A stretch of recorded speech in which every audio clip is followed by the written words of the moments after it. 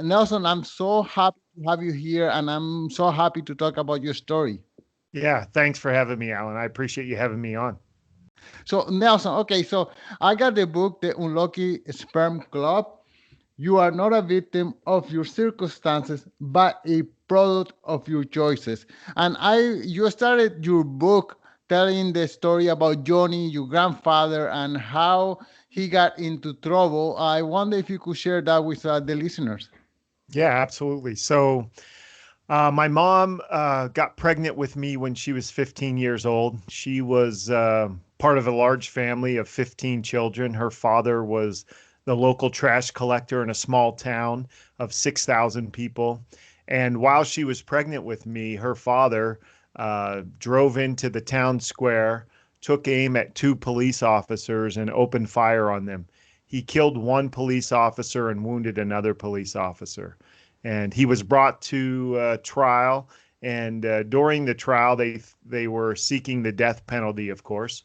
And during that trial, my mother, who had given birth to me at the time, got up and testified to the jury that the reason that her father had shot and killed that police officer was that the police officer had pulled her over and raped her, and she now was carrying his baby, me.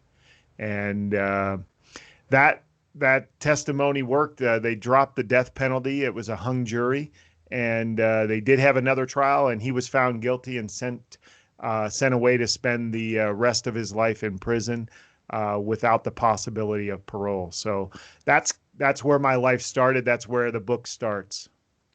Wow. Okay. So that's a rough start. But or also there is a history in your family that nobody has a college education. In fact, if I recall well, you are the only one in your family who has a college education, and so it's a house, and you have a copious family. Like, what is it? Your grandfather had 15 kids, is it? Yeah, so there were 15 kids, and that was the first big goal that I set to try to change the direction of my life. Of my mom's, 14 brothers and sisters, only two had ever graduated from high school. None had ever attended college. And at the time that I set this goal, I had 50 or 70 cousins or so. None had ever graduated college. Thankfully now there have been some cousins who have also graduated from college. So I hopefully, not that I'm taking credit for it, but I think my example has kind of shown some of those people that it was possible in our family. And some of my cousins after me have also got their college education. Okay, but the story of you being unlucky doesn't end there with your grandfather. I mean, your mother herself, she had a rough life. So, can you also tell us some of that part? Yeah, I mean, after being born under those circumstances, my mom, she eventually turned 21 and started going to bars, and she found a peach of a man there who eventually became my stepfather. And he was turned out to be an alcoholic and emotionally and physically abused me and my mom almost daily for the next 5 to 7 years until he was eventually hit and killed by a drunk driver when he was walking home drunk from a bar. So that took a huge toll on my life and my education. My mom eventually had four other children. I of course was the oldest and had, because of the lifestyle her and my stepfather were living, I was tasked with helping to take care of those kids. Didn't School was never a priority, so my mom would rather me stay home and help her take care of the kids, which I was all too willing to do because I hated school. Ended up failing the fourth grade, straight F's. Was absent from school like 60 days that year, and come to find out that I have dyslexia and was placed into special ed to get help, and that's kind of that section of my life. Wow, I'm so surprised you didn't end up yourself being an alcoholic, drug addict, or in prison yourself. Because, I mean, what good example you have there. No one is educated. You are living among alcohol and just people letting themselves go with nothing to look forward to. So I wonder, how is it, at what age you started to change your perspective on life? Yeah, in the seventh grade, and I talk about this a little bit, but in the seventh grade, I set a goal to become that first person in my family to graduate from college. I was looking at my life, and I pretty much determined that it sucked. And the direction that I was heading sucked. And that was the one thing that I could think of is like, if I could become that first person in my family to graduate from college, I could change the direction of my life. And good friends who had helped me in middle school and kind of showed me a different way of life.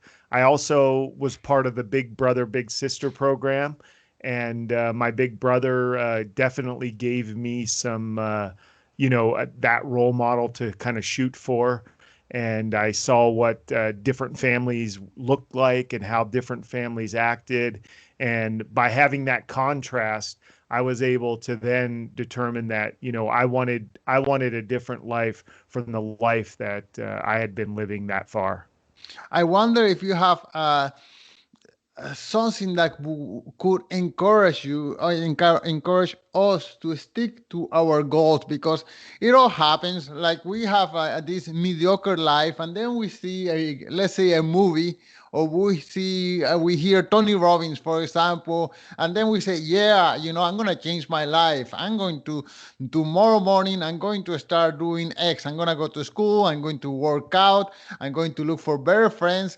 And that whole idea lasts for about 30 minutes, and then we are back in the couch watching Netflix, drinking beer, and just hanging out, and until the next time that we hear the next inspirational message, whether it's Instagram or a movie or a podcast like this. Yeah, I mean, and you know what? That's a perfect segue into the company that I've recently started called I Got Smarter, and pretty much what that is it's an app that helps you stick to those goals because we don't have a knowledge problem. We all know pretty much what we need to do. The problem is that we have an execution problem. We just don't follow through with it or don't follow through with it long enough to reach our goals or to build that life that we want to live. And that's what the I Got Smarter app does for people is it has that sense of accountability. We all have that sugar high, just like you said, we see that thing that motivates us to take action. But the problem is life jumps in the way there. And then all of a sudden, we start to not follow through with the things that we know we need to do. The I Got Smarter app will help you do that through our program and through our success partners that you're able to invite somebody else into your app to see what you're doing and when you're doing it. And whenever we have somebody else helping us with our goals, it's 95% more likely that you're going to follow through with your goals. Well, okay, so we're gonna come that to that, but for the moment, I would like to know how that kid on what is the seventh grade who heard about this message that you could or had the idea to change his life. How were you able to first of all stick to the idea, and how were you able to transform yourself? You know what? I've always had a long-term perspective when it comes to life. And I always was thinking, the life that I was in seventh grade sucked. And I always just dreamt and hoped that there was a better life out there. I saw how other families were living. I saw how other people were living their lives, and I always wanted that for my life and for my eventual family. I never wanted my wife to be afraid that I was going to come home drunk and abuse her, or my kids to be afraid whenever I walked through the door. That was not the kind of family that I wanted. And you know, whenever you have enough pain in your life, that's when people typically change. And I had so much pain and so much discomfort growing up that it pretty much pushed me to change. And all along, whenever I would fall off of my goal of becoming that first person to graduate from college, I would always think, is this the life that you really want to live? Is this where you want to end up? And the answer was always no. So I would always keep going. And along that journey, believe me, I was not perfect. Becoming that first person to graduate college, it took me 12 years from the time I set that goal. I went to four different colleges. I had to join the Air Force to get enough money to go to school. But I always had that vision of being that first college graduate in my family, and that kept driving me forward. And eventually I was able to do it. Considering that you were a bad student, how did you even get into college? You know what? I had one pretty good thing going for me. I was a good athlete, and without being a good athlete, I had one school that wanted me to come and play football for them, and because of that, they were willing to massage the admission requirements. And when I say massage, I mean really deep tissue massage those requirements. And I got into school that way, and then eventually, joined the Air Force. And like I said, I went to four different colleges and was able to get in there. And when I started really trying my hardest, what I realized was that I wasn't dumb. I just hadn't really put forth the effort to become a good student. And eventually I was able to do that. And eventually I was able to graduate and, have really good grades when I did that.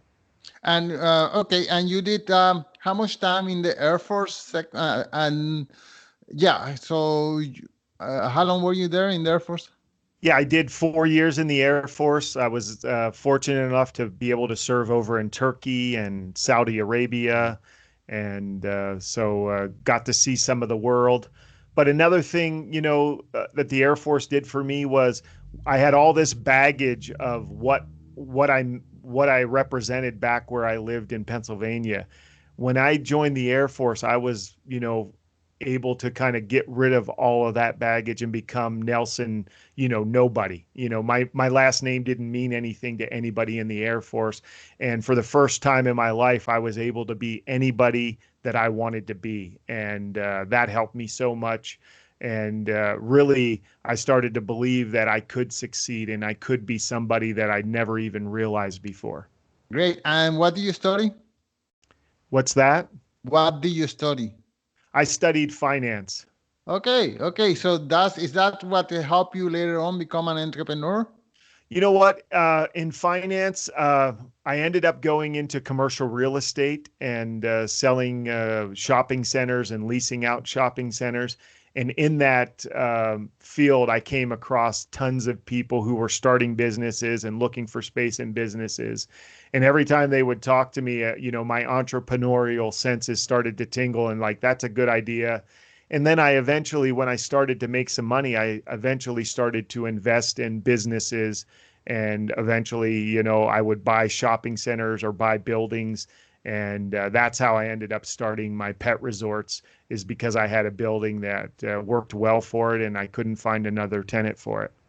And you opened the book with a sad story. You were the owner of a kindergarten, I guess, franchise or Yeah. group, and one of your operators was charged with what is it, sexual abuse or something like that? Yeah. So, and I ended up, I invested in a chain of children's daycare centers. Yeah. My operating partner embezzled over $1 million from me and ended up getting him out of there. And then I was left to run those without any idea of how to run a child daycare center. And I ended up hiring a man to run one of those centers, and come to find out that he was a child molester, had molested a couple of families' children. And the news was, of course, connecting the dots that he was running a daycare. And that all happened during the recession, in 2009, 2010. And that was one of the things in the book that I kind of talk about on how that almost destroyed, my life personally and professionally. Wow, Nelson, life continues slapping you left and right. You cannot catch a break. And in spite of your entrepreneurial spirits and starting businesses, those are very hard punches, eh? Yeah, absolutely. I mean, believe me, sometimes I felt like I was in the ring with Mike Tyson and he was just beating the crap out of me every day. So, Okay, and then okay, so eventually I guess you get off the floor and life is going okay and you decide to write this book. What inspired you to write this book?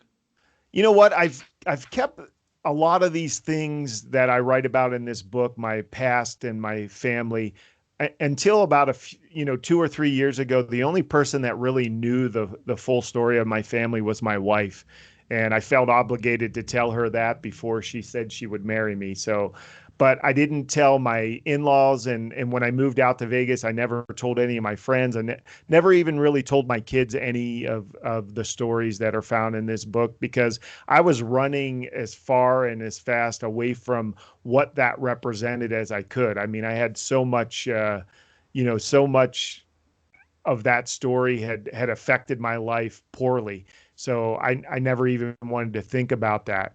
And that's, you know, as I started to write these stories, it was therapeutic to get it out there, and to also realize that, you know what, that wasn't my fault, that that I that I was kind of thrust into that. And then I realized that, you know, because of that situation, that made me the person who I am today. And I started to, instead of for that story to sap the energy from me, it started to give me energy. I started to become stronger because of it, knowing that I had overcome those trials. And I wanted to write this book for everybody else who's kind of in that situation, who either was born into a bad situation or who finds themselves in a bad situation now, knowing that you don't necessarily have to be a victim of those circumstances, that you can be the product of the choices that you make.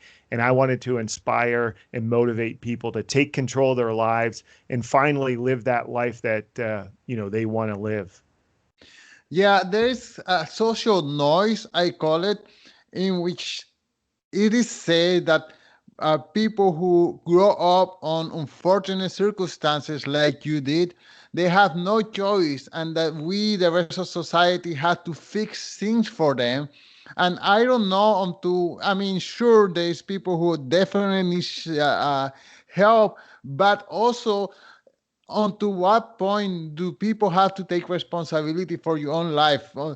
I mean, the circumstances where you started, they were difficult, and I had other guests in this podcast who come from very difficult circumstances, just as you did, and somehow they get up and they make the right choices to change their life, yet millions of people are left behind. It feels like they have no choice, but you and I know that that's not true. So I wonder, what could you say to those people who think everything is over for them and there is no opportunity in life for them?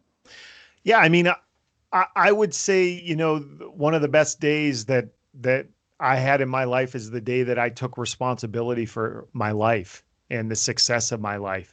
And you always have a choice. You always have a choice. And I think when people kind of assign their problems to things that are external from themselves, you know, either the circumstances of their birth, or their parents didn't treat them right, or the economy sucks, or politics are horrible. When you assign out your problems, then you lose control of them.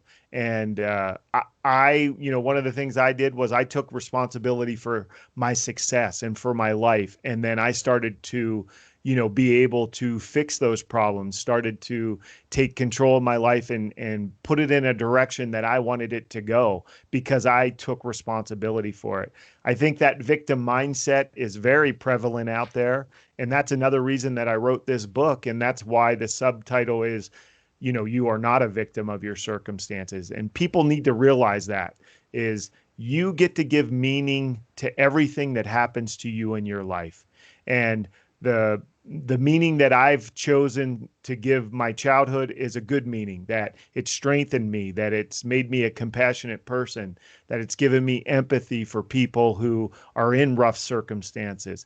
I mean, if you get to give meaning to everything that happens to you in your life, why on earth would you give anything a negative meaning? You know, try to give it a positive meaning. Try to, you know, gain strength from things, you know, whether you're learning from it or gaining strength from it, or what have you. You know, give things good meanings and then take ownership of it and take ownership of your own success. Wow. Okay, that's what I wanted to hear. Okay, so then let's go back to your app. So you are succeeded in business. You have things going on. How did the idea of creating this app came about? Yeah, so I became kind of known, once I set that first goal of becoming the first person in my family to graduate college, I became obsessed with goals and personal development. And for the last 20 years, since I graduated college, I've used goals in every area of my life. I bought all the books, I bought all the magazines, listened to all the talks and everything, and started to use all that stuff in my life. And I became known as kind of the goal guy in my group of friends and with my acquaintances.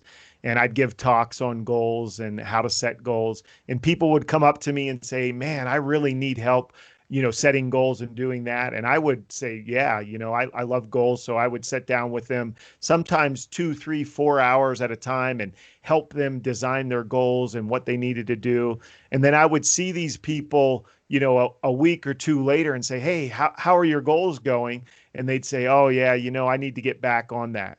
And it was kind of like a kick in the gut. Like, geez, you couldn't even last 2 weeks. I spent 4 hours with you, and you couldn't. But what I realized was these people needed some sort of accountability. They needed somebody to help them, stick to their goals, somebody who knew they were out there trying to achieve goals. So I became an accountability partner to people. And what I realized was their goal achievement went through the roof because somebody else knew about it. And not only did their goal achievement go through the roof, mine went through the roof because I knew they knew what I was trying to accomplish.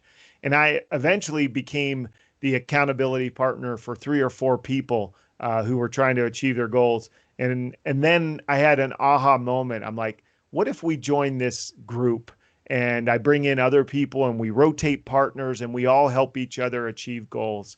And so I did that, and all these men were successful men, but this group had helped them go to the next level. And when I really knew that I was onto something was when somebody's wife whose husband was in this group, I would see them and they would come up to me and say, "Whatever you do, never stop this group. My husband is a different man. He's thoughtful, he's doing everything that he should do, and never stop this group." And eventually, the wives of the people who were in my group started their own goal group because they saw what a huge difference it made.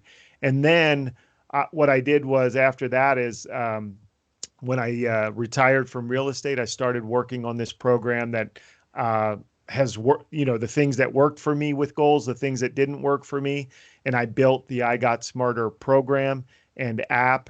And that's what I really want, is to get this out there to people who need that little extra help to finally achieve their goals and stick to it, because there's so many people out there that start goals and then after a couple weeks or a couple months it kind of falls by the wayside.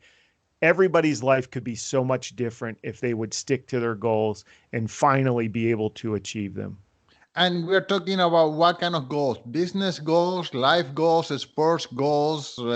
I don't know, doing your homework goal. What are you talking about? Yeah, you know what? It's all goals. It's all life goals. We don't tell, we're not focused on financial goals or health goals.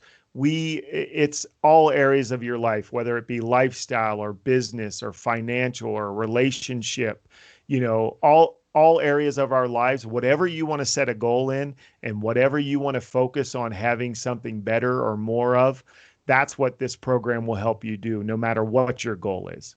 Okay, so you set up your goals. So let's say I want to, in my case, I'm a blogger. So let's say my goal is to write 3 blog posts per week. Then through the app, I will find an accountability partner who maybe is in the same field because, I don't know, someone who is into knitting probably care much whether I do my blog post or not. You know what? Not necessarily, because it's not necessarily somebody else who's trying to reach that same goal, because what it is it's that accountability. It's the fact that you know that somebody else is watching you. And part of our app is we have a morning ritual and we have an evening ritual. And in that morning ritual, you're going through the entire program. We start with gratitude. We review our goals. We teach you how to write a proper goal, and we teach you how to break that goal down into a very small chunk of that maybe larger goal, because our minds kind of lose focus whenever a goal is going to take a year or 5 years or 10 years. So we break all of our goals down into a 30-day sprint. And we know what we need to accomplish in 30 days. But in that morning ritual, your partner sees whenever you accomplish that, and you see when your partner accomplishes it, and you can give them kudos for doing it. Or maybe your partner didn't accomplish their morning ritual, and then you can send them a reminder through the app to say, hey, let's get on that. And that's really, a lot of the times, that's all we need. We don't have a knowledge problem. We know what we need to do to accomplish that goal. We have an execution problem, and that's what that partner will do for you. And do I choose my own partner, or the app helps me suggest someone for me, or how would that work? Yeah, you can invite you'll invite a partner through that app. You can do the app by yourself, but we always suggest that you somebody that you can count on to be your success partner through that app, and then you guys work together. Nice. And I guess the app you could find it in what, the Apple and the Android store, or how do I get the app? Yes, the app is in both stores. In fact, right now we're giving away the first 30 days free so that people can get in there and try it out and see how it works for them. And then we price this app so reasonable because we really want anybody who wants to live a better life to be able to live a better life. And it's only $9.95 every month thereafter. And if putting, I mean, one thing is that you are encouraging people to accomplish their goals, but another thing is the actual process of developing an app. I guess you had to hire some app developer in the States, and then communicate your vision, and then they put together the product. Yeah, absolutely. I mean, I am not a tech person. I mean, all of my businesses were, storefronts and things like that. I mean, I need help to turn on this Skype call. So definitely that was not part of what I was going to be able to do. So yeah, I found a company and an app developer to help me to run that. And with this whole COVID, we actually started this company to where we person and have an accountability group together. And with this, we had to pivot. So for the last 4 or 5 months, we've been redesigning the app so that it's more, I can't think of the word now, but it's out there that you don't have to meet in groups. It's more Right. virtual. Right. Okay. Well, Nelson, this is an amazing and inspiring story. Can you tell us one more time the name of your book and where people can find you online? Yeah, the book is called The Unlucky Sperm Club, and it's sold everywhere books are sold, Amazon, Barnes and Noble. And then the app is called I Got Smarter, all one word, and that is on the App Store and on the Android platform. One last thing. I think the title of the book is very clever. How do you come up with that title? You know what? I would always hear, and even in real estate, people would chalk other people's success up to them being born into the right family. And they'd say, oh, the only reason that they're successful is they were born into the lucky sperm club. And I kind of thought about that, and I'm like, well, you know what? One of the reasons that I was able to have some success is I was born into the unlucky sperm club, and it created the person that I am today because of the trials and the setbacks that I had in there. So I wanted to kind of put that out there. I know some people have thought I was getting into the sperm banks or whatever. But yeah, that was the reason, is that even with bad circumstances, you can create success as long as you give that a good meaning. Well, once again, Nelson, thank you so much for your time. Thank you for being here. Yeah, thanks for having me, Alan. I really appreciate it.